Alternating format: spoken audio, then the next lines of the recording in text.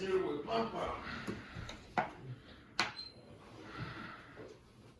Then he get old and big. She said, I remember when I ate churros with my grandpa. She was sitting right there next to me. Really? Okay. Okay. So today we're starting off with Elijah's science project, and we are going to be discussing different types of rocks, crystals, and fossils. And minerals. Oh, and minerals. Sorry. So how long have you had your collection? I actually started collecting rocks when I was little, but they were just regular rocks. This collection probably started maybe 4 years ago, I want to say. 5 years ago. And so, as you can see, I have a variety of different types of rocks and crystals and minerals and fossils. I can talk about some of the jewelry part first. This is a carnelian mala. They're actually prayer beads. So there's 108 carnelians, round beads on it. And so there's a prayer for each that you go through. You can wear it, but most people don't. What they do is they sit the same as they would do with a rosary and just mark each bead for each prayer that you do. I also have this really beautiful bracelet that a friend made. It looks like it was made from like a type of spoon. It has two, what are these? Amethyst. And there's a moonstone in the middle. And this is a bracelet that I purchased that just has a bunch of different agates and a little leaf. And so, as you can see, agates come in a bunch of different colors, but also a lot of times what they do is they dye them in order for them to be more enhanced and look pretty, but they still have the same attributes as a regular agate. And what do you want to talk about? Point at something and then I'll tell you what it is. That's because my spot was right there. Eli, pick out your favorite stone. Right there, and Eli's spot was right here, and It really there's a nest there. Ah, yes. This is what they call a seer stone. And so the actual stone itself was an amethyst. And supposedly when you look at the top of it and you're meditating and you're asking questions, you can see your answers within the stone. And so it has kind of like a whitish out sides to it so that you could just see inside, and so it looks opaque on the outside and it looks nice and clear on the front. This is one of my favorite stones. I actually got this from Rocky's Gem Shop on Girard Avenue in Philadelphia, and it was one of the first stones that I bought from them. And so as you can see, I have different shapes and sizes. So crystals and stones can actually be grinded and shaped into different shapes. This is my little skull collection, which I think is really awesome. And you want to hold one? You want to put it in your hand like this? It looks like a little face. See that? Looks like a little face. They look like little faces. And these are always fun. And I just like them, and I like to put them out on the Day of the Dead, just because, you know, it symbolizes not just death, but it also symbolizes the fact that, you know, we're honoring our ancestors and those who came before us. Right. These three right here, this, and this are all minerals. They're called aragonites. And so aragonites, the mineral, is closely related to the more common mineral calcite. So these are related to this. This is a raw calcite. Okay. In fact, the two minerals have exactly the same chemical makeup. They're both calcium carbonate, but they differ in the shape of their crystals. Aragonite typically forms near the surface of the earth at relatively low temperatures. At high temperatures or pressures, it will convert to the more stable calcite, nearly colorless in its purest form. Aragonite often has inclusions of other matter that cause it to have a soft red or brownish color. The mineral was named for Molina de Aragon in the city of Spain, in which it was first identified in 1797. Large deposits have also been found in Slovakian caves and on the seabed near the Bahamas. And as you can see, there are different forms of the aragonite. This is what they call the Sputnik form, because it tends to have like these long kind of, it looks like a tubular shape, and then it always grows like these little squarish shapes. And this is the more common one that you would find when you go out and you purchase one. But this is also a form of aragonite, and as you can see, it's very, very shiny. But you still see the little squarish kind of formations and shapes all around it, which is really beautiful. Yeah, but the cardinal birds. Come here, Margaret. And this one is kind of a combination of both of these, because you still see, like, this has a lot of shimmer and shine, and it has a lot of the bigger formations, but you can see still that there's a couple of the Sputniks sticking out, the long tuberous rods, kind of. Right. So I think they're really beautiful. I like the inclusions. I think usually a lot of times the what gives it its brownish color is iron ore. So whenever there's iron in the ground when it's forming, it tends to turn it a little bit brownish red. Okay. Okay, and so this is a fun collection. These are arrowheads. And these particular arrowheads are all made from jaspers and agates. And I actually got these when I went to the Grand Canyon. And for centuries, I would say, Native Americans and indigenous people have taken this type of rock or crystal, and they've shaped it into an arrowhead. And so nowadays people use them as jewelry, as necklaces, but these were good for cutting. And so, and sometimes they would put them at the end of spears, so if they were trying to like hunt, these were used for hunting. Not so much for fighting, but yes, you can use them for that as well. They show their hands. They like. You know.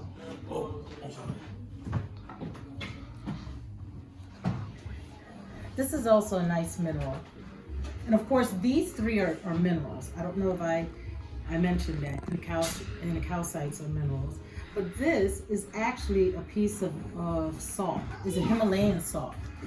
And they range between white and pink. And so this one looks a little more whitish, but you can see a little bit of pink inclusions in it. And you could actually, like, this will dissolve in water. You can actually cook with this if you wanted to. I mean, you wouldn't, though. I wouldn't, because it's part of my collection. Elijah, you want to show the magnets? And what are these called? The magnetized? These are hematite, and is a magnetized form of hematite. I'm trying to pull them out to you. Elijah, you want to show your class how it works? by separating them and showing them snap back together. And then if you turn it in the opposite direction, I could actually make the whole thing kind of move, because they want to fight. They don't want to actually come together. But if I turn it around, it'll snap back. That's cool, right? I also got these in the Grand Canyon. And this is another piece of hematite. This one is not magnetized. It doesn't really stick to anything, as you can see, but it does move it a little bit. And it's been shaped into a heart shape.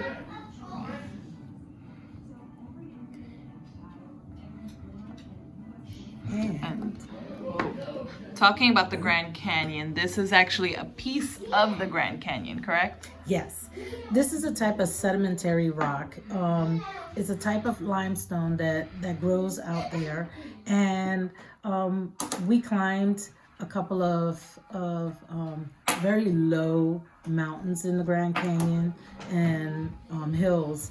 And we found a few that were there, and we decided to bring some back with us. And so this is Eli's rock from the Grand Canyon. Want to show you a rock?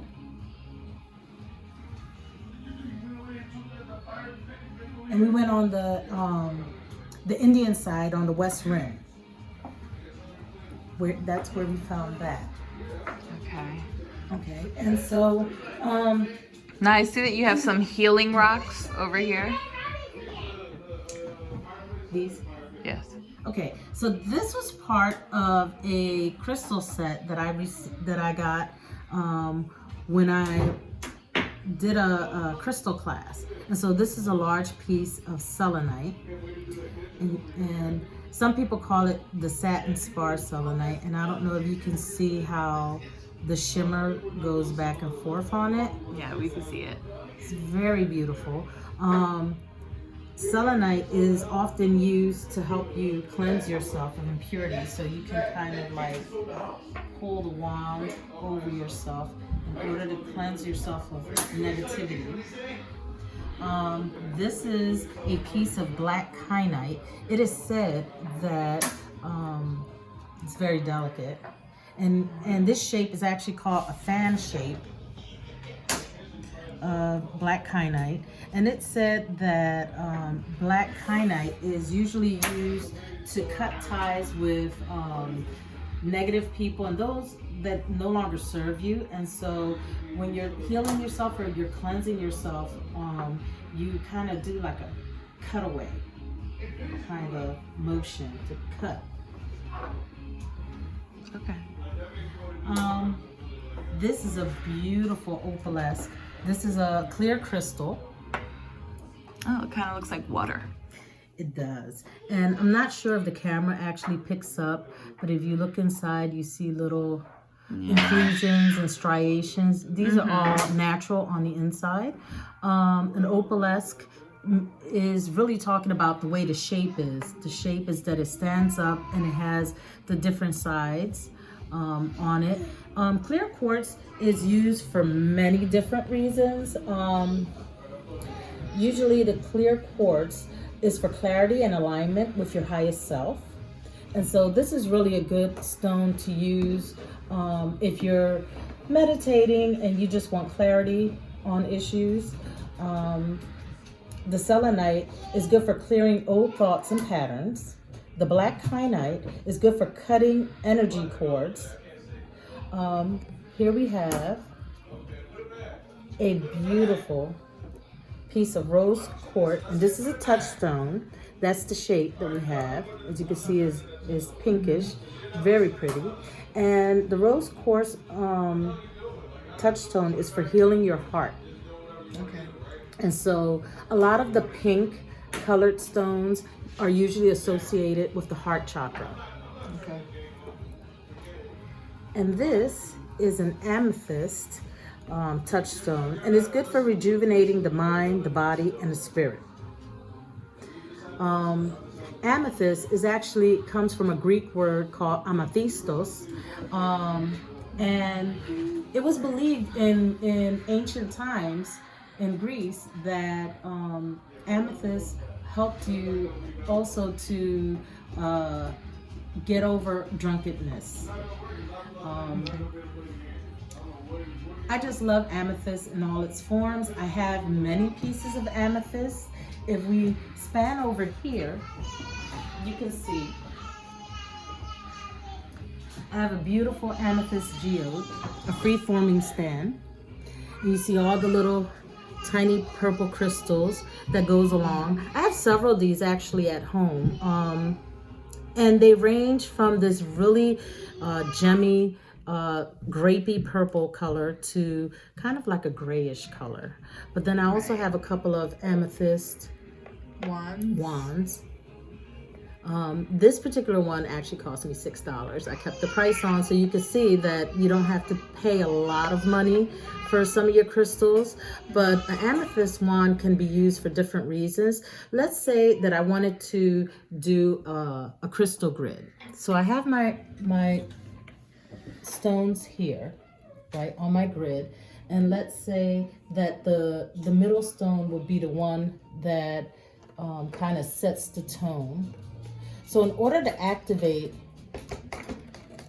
the grid, you don't necessarily need this. In order to activate the grid, you take your wand, right, and you touch each one to it with your intentions. As you're saying what your intentions are, you could say them out loud or you could say them to yourself, and that helps activate and connect all the stones to each other.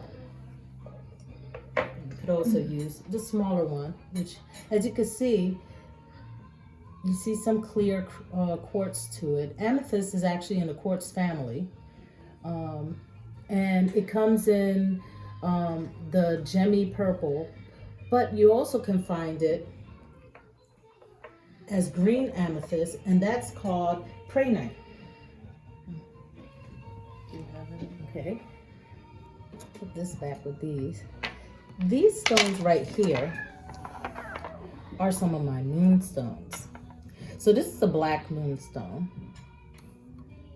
and sometimes when you turn them certain ways, you can see some of the shimmer come off of them. Moonstones are really beautiful stones. They tend to have like these striations and these little lines, depending on the type that it is. This is considered more of a peachish color of a moonstone, and they have this really beautiful shimmer to them. And a lot of them you find that that once they're tumbled, because these are all three tumbled, they tend to look more like a squarish kind of rectangular color or shape. But this is a free form. So what is, it kind of looks like a flower. This is a desert rose. It's a form of gypsum, which is also a form of selenite. And so this I also bought in Nevada. And if you look closely, sometimes you can see some of the little crystal inclusions within it. This is found in the desert. And it's a really beautiful, beautiful piece. It's a little bit heavy.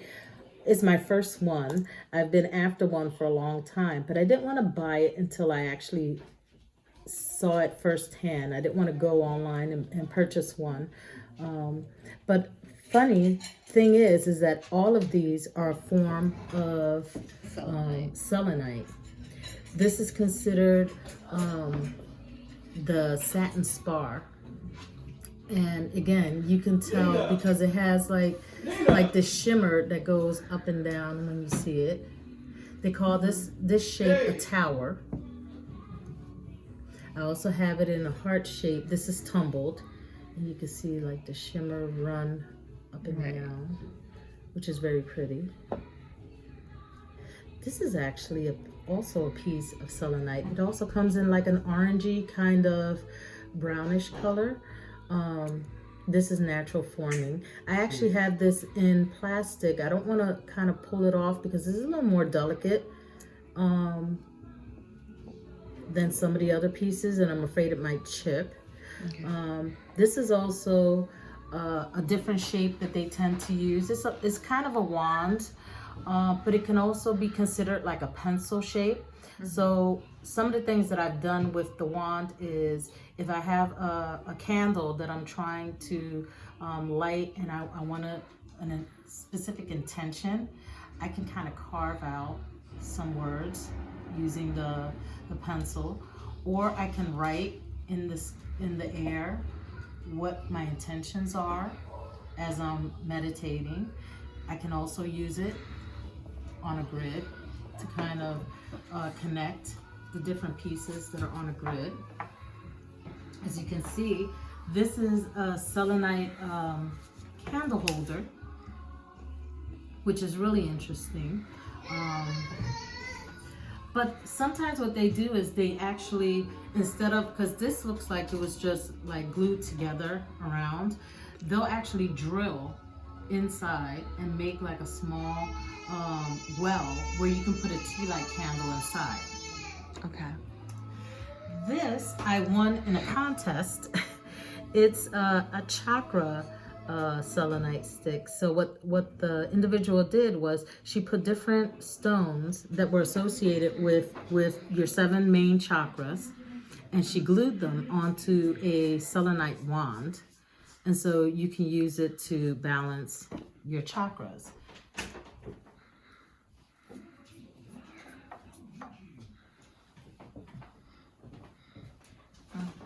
Okay, and remember when we were talking about the kyanite? Yes.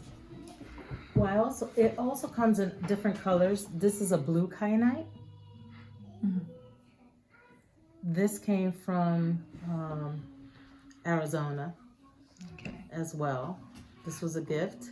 And if you kind of like move it in the light, you can kind of see some of the different shimmers that comes with the kyanite. So as you can see, it could come like a striated kind of stick form, or it can look more like a fan.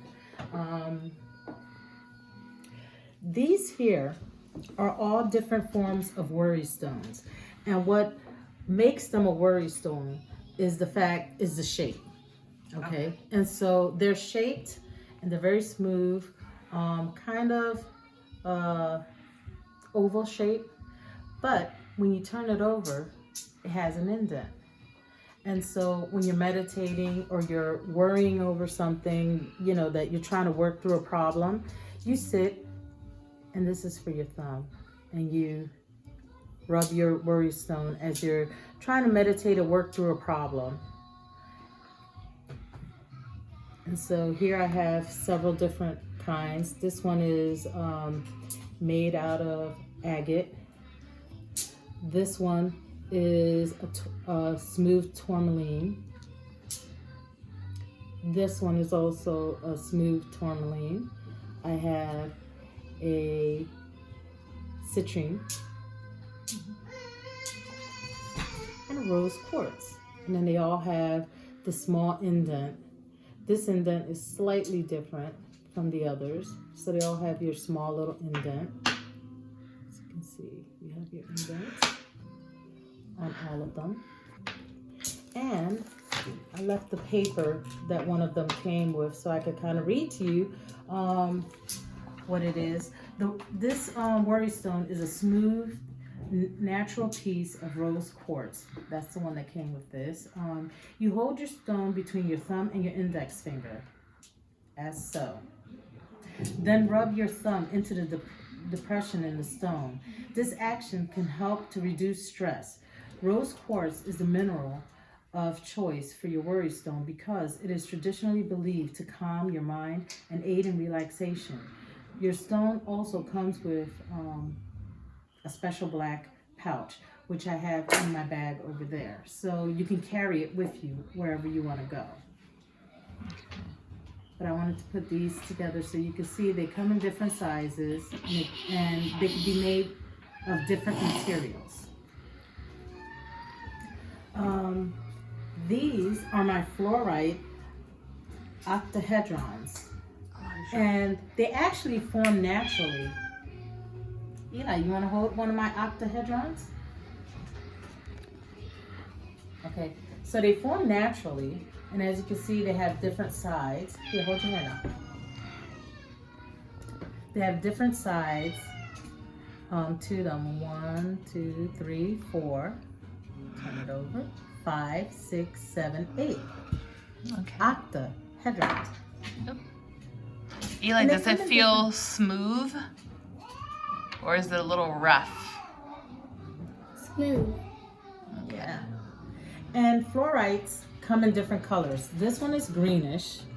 As you can see, you have some that are more purple, lighter purple, and kind of a combination. Yeah, of this one both. looks kind of blue. Yes. It's like And an they- icy blue. And then this one looks very light. But you see like little striations of purple with the green. And when they're mixed, purple and green, they're considered to be rainbow fluorite. Okay. Eli, which color is your favorite color? Blue. The blue? Yeah, that's my favorite too. Yeah, the blue's nice. Okay, so we have some fossils over Yes. here. Let's get into the fossils. All right, so you want to come over with me, Eli? Let's check out these fossils.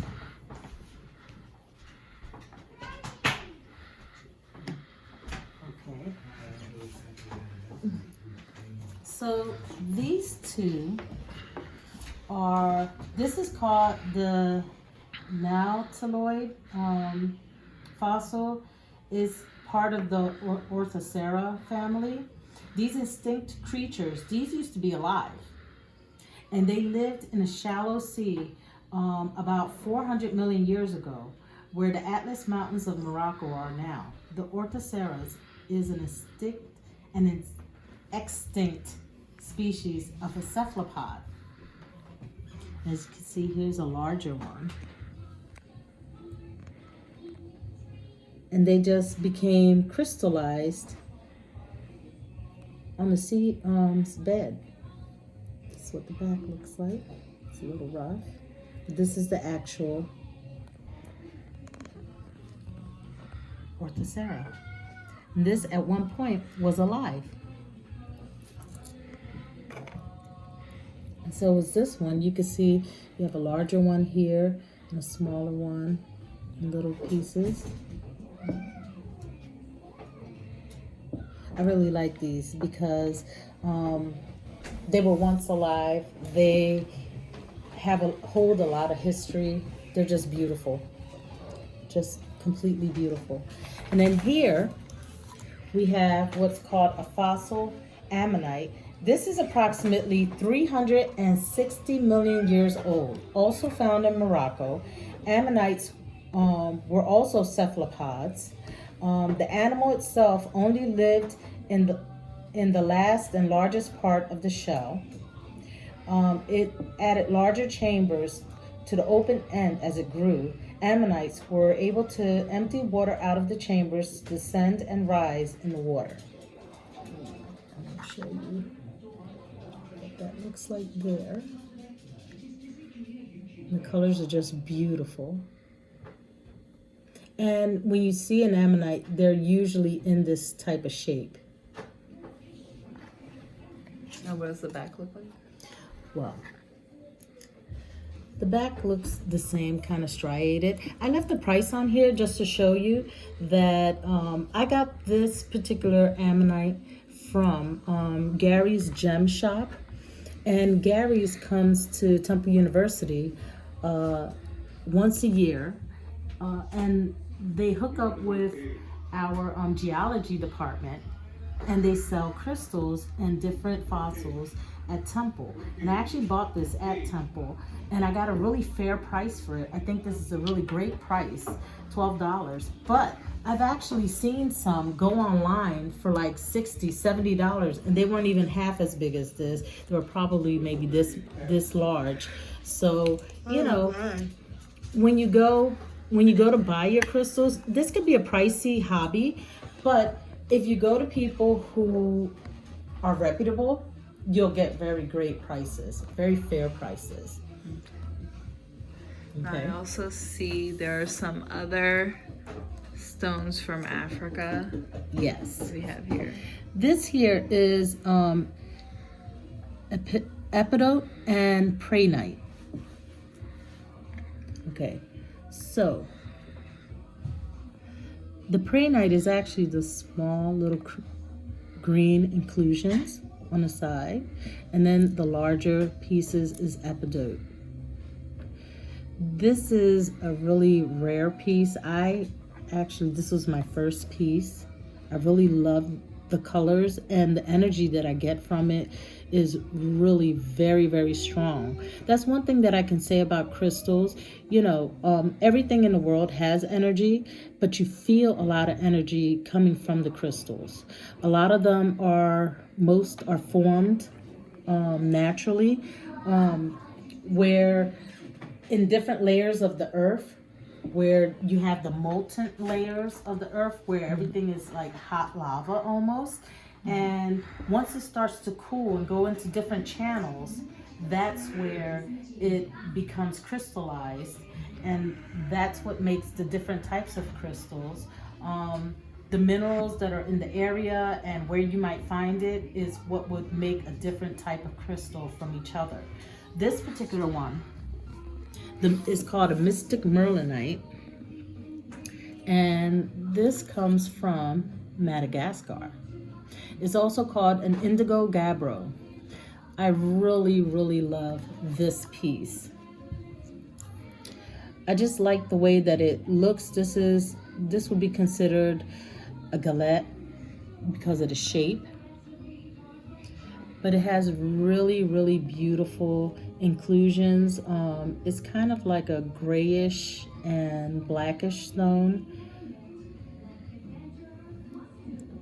And I just love the fact that it comes from Madagascar. And so I have some crystals that are coming from different parts of the world, which is really fun as a collector to have things that are coming from all over the world. It's like you have a little piece of the world with you. This here is a piece of obsidian. So obsidian is actually glass, but it's formed from lava.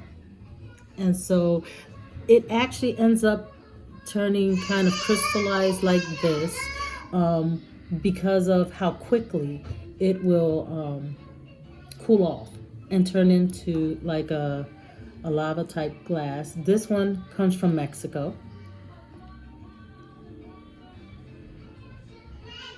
And it almost has that arrow shape to it. I really love it. Obsidian actually comes in different colors. They have some that are called like a rainbow obsidian, and you can see like a rainbow type of color. This one is a black obsidian. Sometimes when you hold it to the light, you can kind of see through it. I don't know if you can kind of tell it in the edges. The edges. It's translucent. Very beautiful. Very, very beautiful.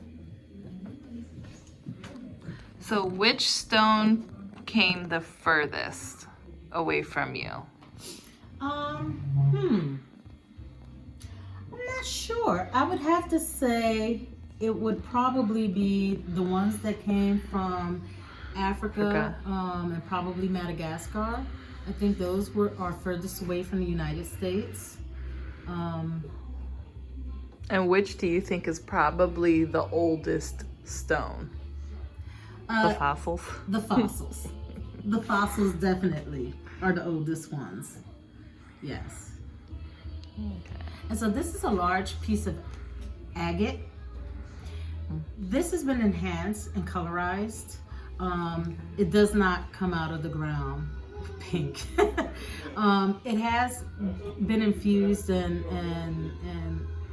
with a color to it. The way that this shape is actually a bookend. But if you turn it around, you can see that the outer part, it was actually a rock at one point. And so they had to cut through it in order to see whether or not there was crystals inside. And what they did is when they shaped it, they just smoothed the sides down in order to make it into a beautiful bookend. This is another crystal formation. And as you can see, this is a type of quartz. It's a tangerine quartz, and it has the little points everywhere. Now, what is the black inside of it? A lot of times the black inside of it is pieces of tourmaline, and they're just inclusions. I think what gave this its color was probably some iron that was in those minerals that were in the ground. But if you look at it, you can sometimes see little rainbows within the actual shape. And it's in the quartz family. I love my quartz clusters. They're really fun. This actually is also a piece of fluorite, but it's more polished. And it's green fluorite. So as you can see the difference between this, which is unpolished and in its natural form, and then a more polished piece. A lot of times what they do to polish them is they'll put them in a tumbler, and it kind of smooths out the outside with sand. And so they add sand to a tumbler, and they add a couple of crystals in it, and they like turn it and turn it and turn it until it starts to smooth out the outside of it, which is really fun. Again, this is a calcite. This is orange calcite. This is orange calcite. Yet this is red calcite, which forms differently, and it looks smoother. But you can tell usually a calcite because it has a waxy feel to it. So this is the red one, which I think is really beautiful. Elijah, you want to feel the stone? Sure. You want to rub your finger on it? What does it feel like?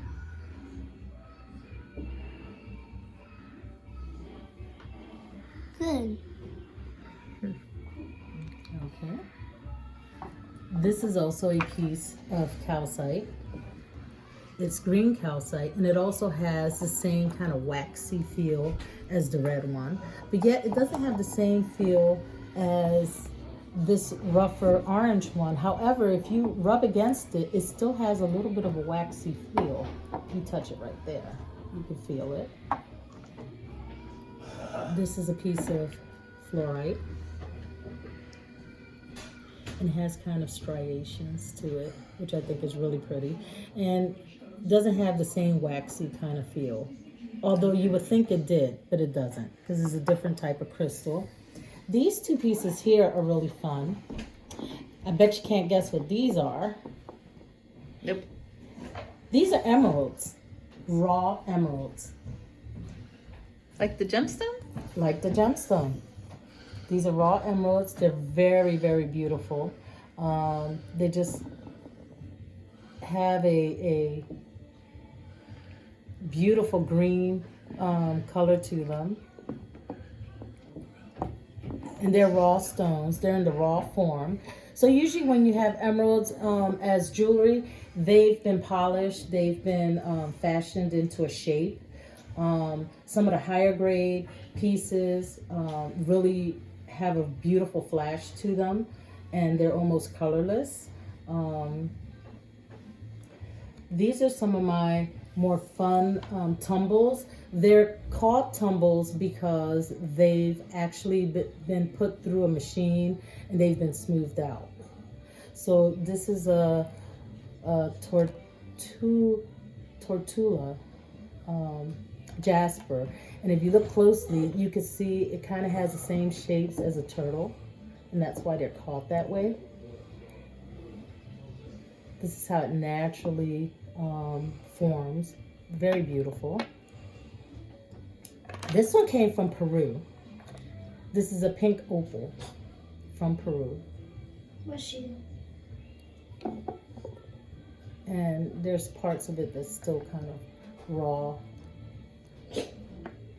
What's she? This is red jasper, which is commonly found all over the world. It's associated with the root chakra. This here is a garnet. But it looks black. It does. It's a brownish kind of garnet.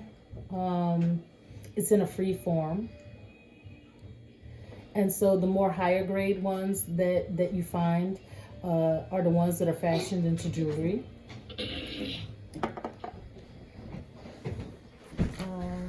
This is a lepidolite. Get off the TV. And I just love the little freckle pieces to it. It's really nice. And this one's been tumbled as well. Elijah, you were just mentioning how this one looks like a seashell. This actually is abalone seashells. And if you look at them, you can see different colors to them. Go do what I asked you to do. Don't come down and listen to me. And I included, even though it's not actually a crystal, I included as part of my collection because it is a mineral and it's found in the sea and it's naturally occurring on Earth. As you can see, you can practically shape crystals in any types of shapes. Here, this is a piece of pyrite and they've shaped it so that you could wear it as jewelry, and it's a point. But then this is also pyrite. This pyrite is from Peru. And it actually reminds me a little bit of the argonite because it has like a lot of the little shapes, the way that it shapes out is the same. This was considered fool's gold. At one point, people thought it was gold. But then these two pieces came from Mexico. This is Mexican pyrite. And it forms a lot different. This actually looks like a chunk of gold that you might have gotten from when you're panhandling. Mm-hmm. This one has small inclusions of quartz. Look at that. And it does look like it's dusted with gold flecks. Yes. So this is a show that the same stone, depending on the region, looks totally different, and depending on how it's shaped. This is one of my favorites. This is a raw septarian, and this is also called dragon's eye or dragon's eggs. And as you can, if you look closely, sometimes you can see that there's a shimmer there. But then this is what it looks like once it's actually been tumbled. So it's smoothed out. And here's another Thank you. piece It of does it. kind of look like a dragon eye. Yes. Beautiful pieces. I really like these. These are my tiger's eyes. So let me show you. This is a golden tiger's eye, and it has like this striation that people see, and a lot of the jewelry tends to really show this part of it, which kind of looks like an eye, kind of the way that it moves back and forth. It has pieces of hematite that naturally grows with it. So you see this other side, you can see it all around the edges. This is red tiger's eye. And you can also see how the hematite grows with it. And if you see the edges, again, you can see the red colors. But this is a blue tiger's eye. And it's harder to see it in this light, but if we go outside into natural light, you can kind of see how that also shimmers. And this piece is also blue tiger's eye. Your homework. And they come in different shapes, as you can see. So this is my little tiger's eye collection. Golden brown.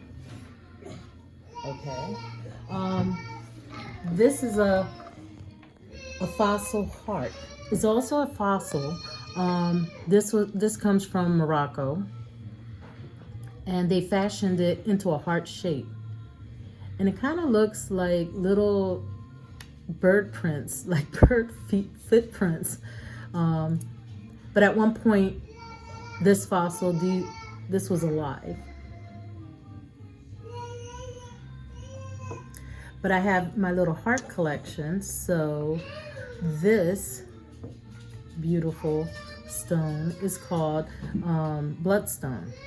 And it was said that the red in the bloodstone was from when Jesus Christ was placed on the cross and his blood hit the sand, it formed into bloodstone.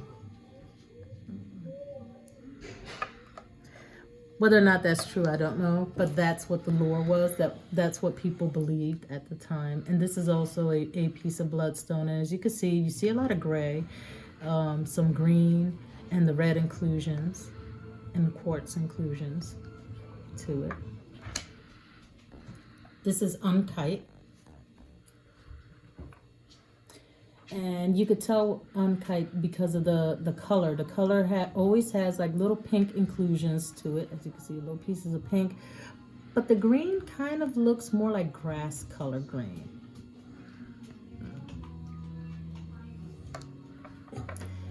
And this is a smoky quartz.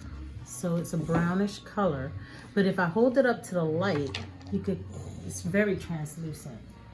Let's hold it up. Yeah, you can see right through it. Yes. Very beautiful stone.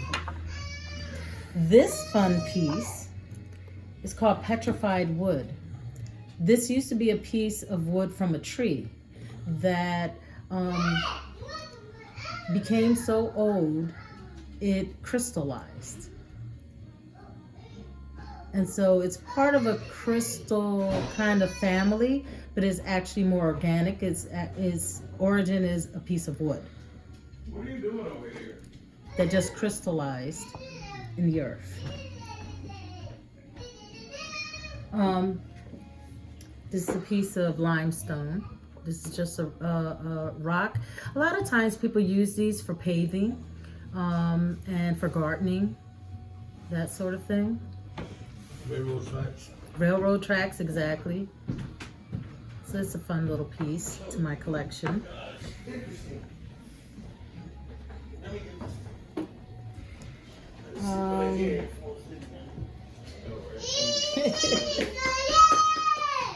This is malachite. Malachite this is one of my only pieces of malachite. It has like these striations, and it kind of looks like a bunch of circles going on. In its raw form, malachite is poisonous. So in its raw form, if you were to hold it, you'd have to wash your hands or wear gloves because it can poison you.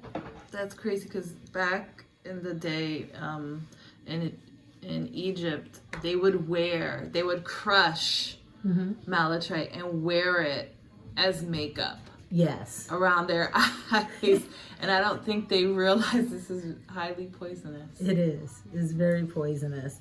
And so some stones you really should not put in water. Malachite is one of them because it could leach out some of the poison into the water. Let's go. These hearts are forms of agates and jasper. This is agate, and this is more of a jasperish type. This is desert jasper. And let's see, what haven't we covered? Oh, this box right here is a completely made out of a crystal called soapstone. And so they've carved it. So you can see the intricate carvings along the sides. They've carved it, left the price on, into a box.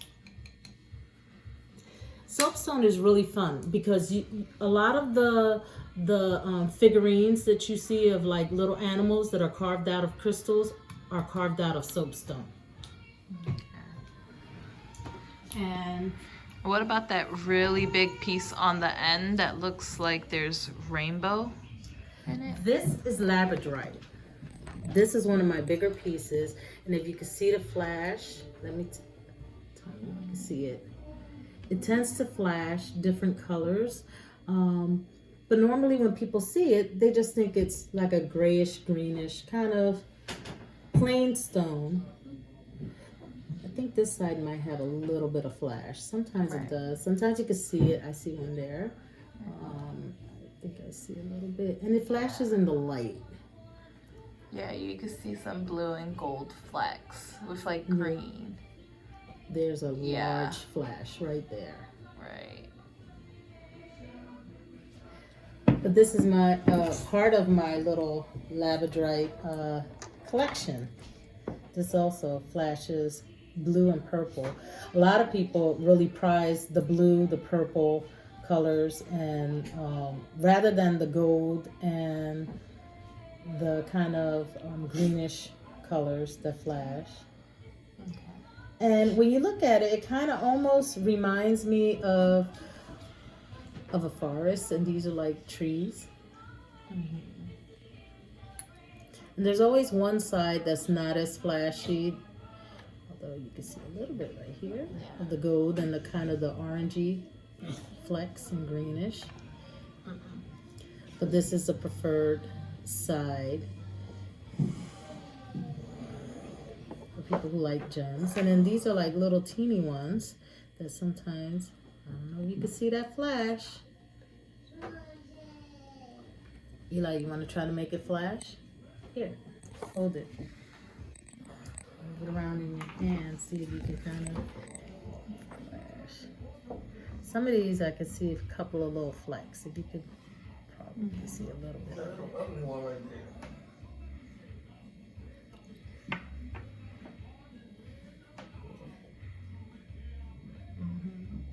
Sometimes see some of the flash on it. Oh, right there. There you go. There you go. And right here, look at the top. Yeah, at the top. Yeah. Fun. Kind of looks like there's light emanating from it. Yes. Yes. This is also a small little amethyst cluster, and as you can see, they're not that expensive. You can still see the rock that was on the outside. You can see it on the sides, and you can see how the crystal forms along it. And if it were big enough, you could probably break off a piece of the crystal straight across, and that is what would make this shape. Okay. This at one point was on a cluster, similar to this, a lot bigger obviously, and broke off.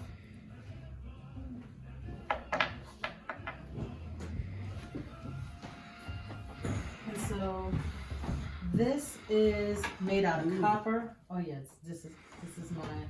Julio likes the desert rose, which is actually, again, like I said, part of the selenite family. We talked about that. Yeah. This is a copper pyramid. A lot of times if you're doing like a crystal grid, you can take a piece of paper that has different shapes, and then you place your stones underneath crystal and make it into a grid shape, and the point kind of amplifies the energy coming from it. I've actually seen some of these online that are big enough. People have actually made them big enough so they can sit under it. Copper is a natural element, that conducts a lot of energy. And so this is fun. I sometimes put it over my small grid. This actually is a piece of blue stone, and it's man-made. It's a man-made element, but I just think it was just so beautiful. I couldn't leave it. It's in the glass family, made from sand, and also again, the shape is double terminated, so you have like a Point on each side, and you can again point. And a lot of times I like these because they say that when you're holding them, right, you're actually having your energy come and go, and then the energy from outside come and go into your own body. A lot of times if you're just dealing with regular one pointed ones, you can point it outward because you want negative energy to go out into the earth, into the world. But if you want some positive energy, then you point it in towards you when you're working with them. This is a piece of fluorite that's naturally formed. It's also in the opalesque form. It's freestanding. And it's in this family. Same as this. This is the rainbow. And it's polished. These are some of my other points. This one isn't sanded down because this one obviously came directly from the actual quartz. This is smoky quartz. And it wasn't shaped. This is the way it grew and formed on its own. And so sometimes it'll stand on its own. Sometimes it'll kind of fall over. This one does the same. This also broke off of another piece, and as you can see, it doesn't always stand. So I usually put it next to something so it won't fall over.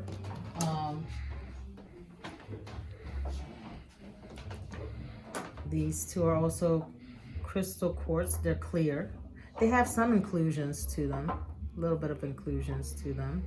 And again, depending on where you want to put it in the grid, you want energy flowing out from the point. Okay. This one is actually called a generator type because of the way that it's shaped.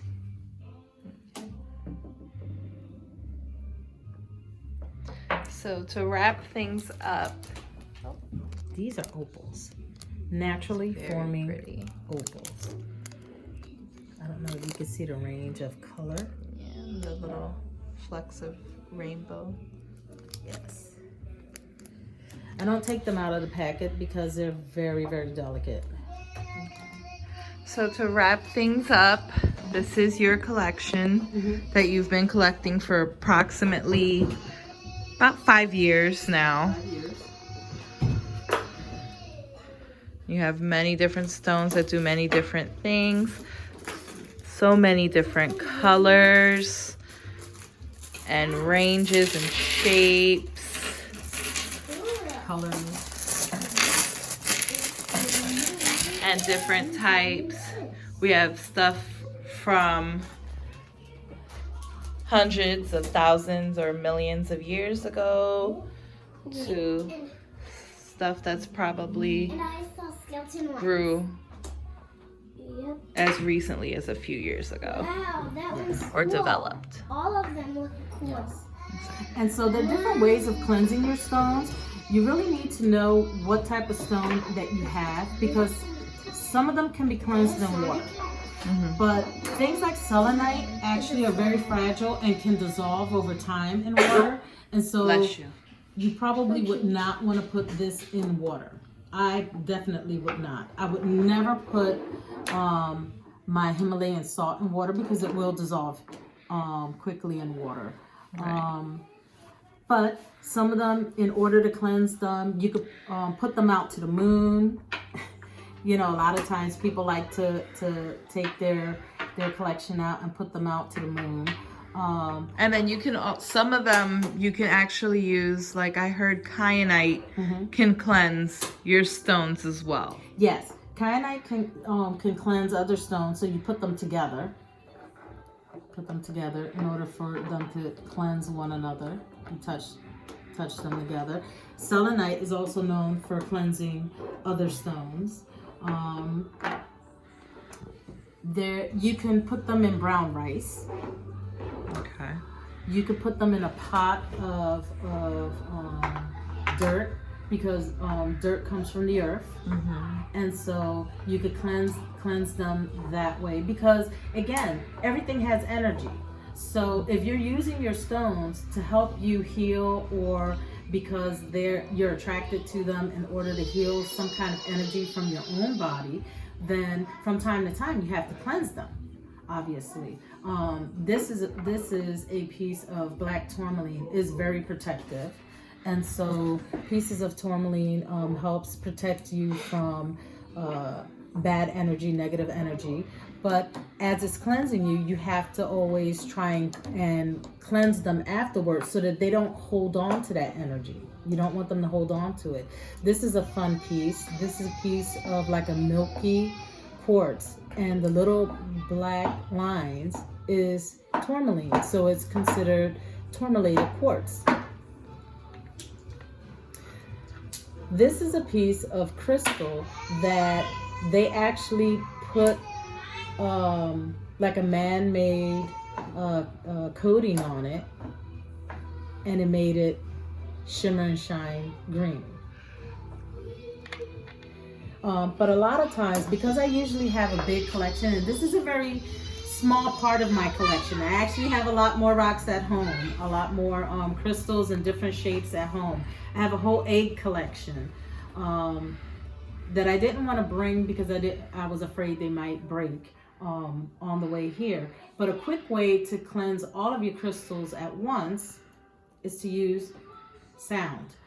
And singing bowls emit a frequency of sound high enough that it can cleanse all of them at once. So since the moon doesn't really shine close to my house, like right overhead a lot of times, and I'm always afraid of putting my crystals outside for too long, because I think that like a squirrel might grab it and run away with it, because that has happened. I tend to cleanse all of mine with my singing bowl, so I'm going to demonstrate right now how I do that. I never ever put the crystal on the inside of the bowl, because I don't want my crystals to crack and break, because the frequency is so high that it can crack or break.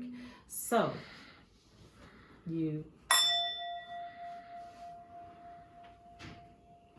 that can actually, just that sound right there can actually cleanse my crystals, or I can make it sing. I'll demonstrate.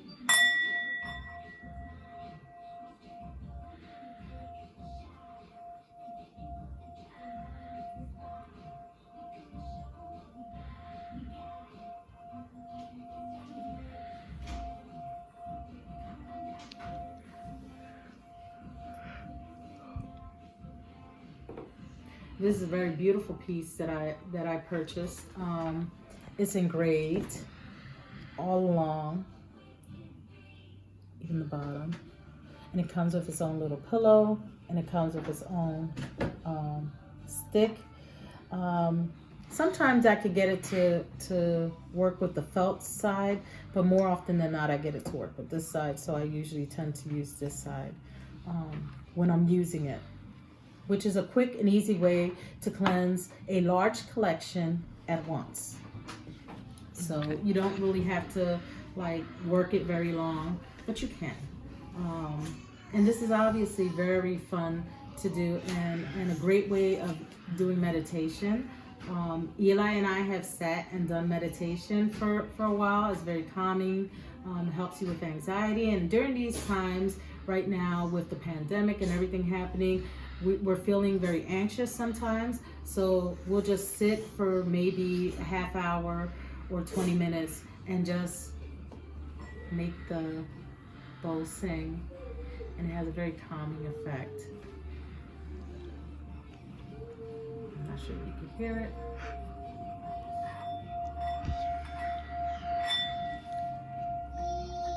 There you go. And that's all for today's fun tips. Well, thank you so much for sharing your rock collection with us. We hope that everyone enjoyed this video, all the knowledge that we spread with it. Tell us which one is your favorite rock. It's so hard to choose. I actually love the labradorite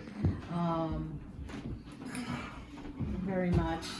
From the ones that are here, the labradorite and my pyrites are among my favorites. I have a very large collection at home of amethyst, and that's because amethyst is the stone associated with the astrology Aquarius, and I'm Aquarius, so I really love that. I also love my garnets because I was born in January, but I'd have to say of all of these, I love them all. I probably love my labradorites the most. From what you see here. And obviously I have crystal books. These little tabs actually represent the fact that I own the crystal that's on the end of the tab. So for each, and so I like to read up on them. I like buying like these little, this came from a mixed bag of gems. I like buying the mixed bag of gems and then just going through the bag with Eli, and we try to find the crystal, what the name of it is, by looking in our books to see if we could find it. This book by Heather Askinosi is fun because this one shows you how to use them, how to use your crystals in different healing ceremonies and rituals, which is really fun.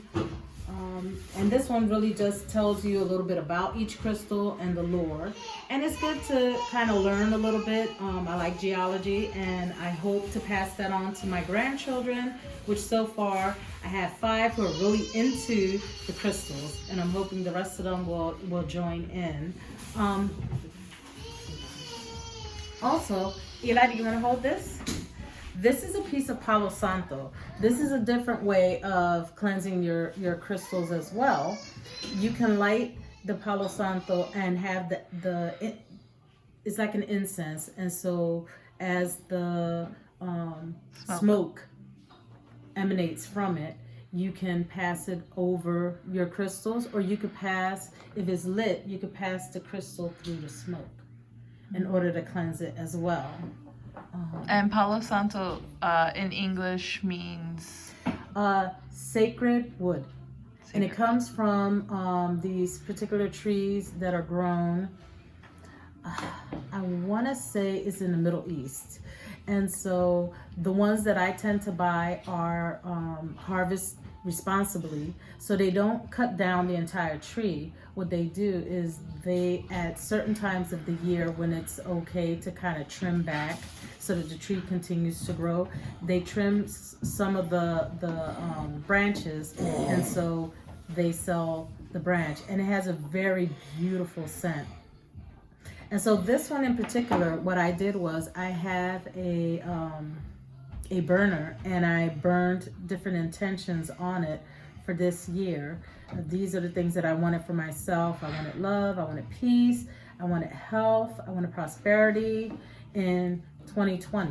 I haven't started to burn this one yet, but I do have one at home that I started to burn, that I also burned in what my intentions are. You don't have to, but this is a fun thing to do as well, that I like to do. Well, that's all for today. We want to thank you all for watching and helping. And we're going to go out with a ring.